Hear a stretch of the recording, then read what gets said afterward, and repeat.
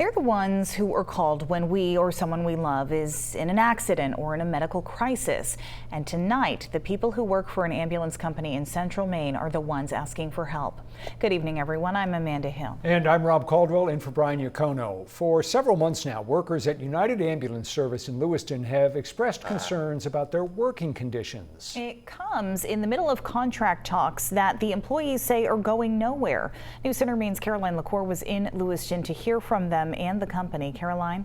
Amanda and Rob, it's now nearly 2 years since workers at United Ambulance Services in Lewiston formed a union to fight for better pay and more support.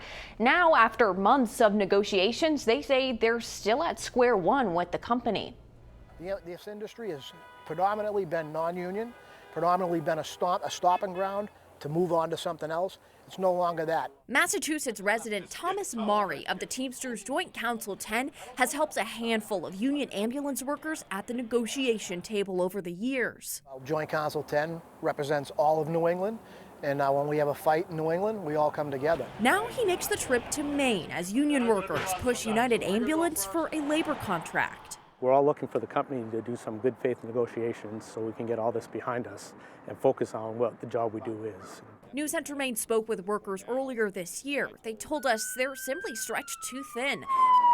At the time, they were already a year into unionizing, still without an agreement on a contract. United has failed to bargain in good faith. They just simply won't do it. And 6 months later, still no contract. Ed Marzano of the Teamsters Local 340 chapter says in the time since workers unionized, many gave up, leaving the company with claims of unfair working conditions. Because I believe that this is the company's plan, is to constantly turn employees over. If you don't like it, you can leave, and then eventually get rid of the union. And for those who are still here, we wanted to walk them out and put them on strike, because that's what the union does. If you do not give us what we want, our members decide to walk. These people don't even want to go down that road at this time because they feel so compelled to the town and the city of Lewiston, Maine.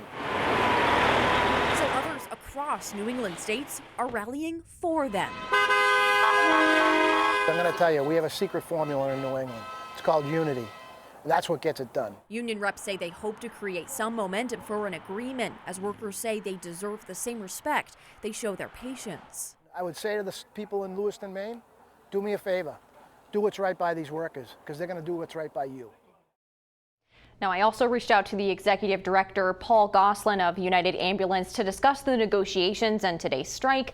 In a statement, he says he is confident United Ambulance will continue to negotiate in good faith with the union as they have been from the beginning, and that our hope is a resolution can be reached that is in the best interest of all involved. Rob, Amanda. Caroline, thank you.